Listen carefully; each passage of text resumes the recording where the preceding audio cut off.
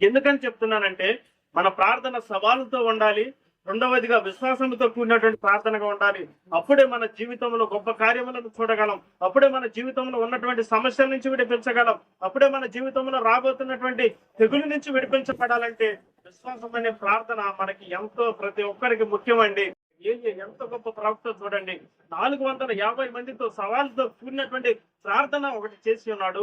రెండవదిగా విశ్వాసముతో 4 తొట్టెల నిండా నీళ్లతో నింపి కింద భూభాగమున 2 మానికల గింజలు పట్టినంతగా లోతుగా త్రవ్వించి 1కి 2 సార్లు 2కి 3 సార్లుగా దానిని ఆ కట్టెలను ఆ పశు మాంసమును తడిపించి మరి ప్రార్థన చేశాడండి.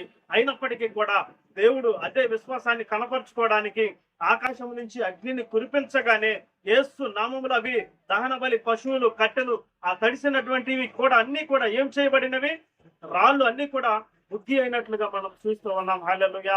ఆ ప్రార్థన గనక నువ్వు చేసినట్లయితే రాబోతున్నటువంటి తెగులు నుంచి నువ్వు విడిపించగలవు.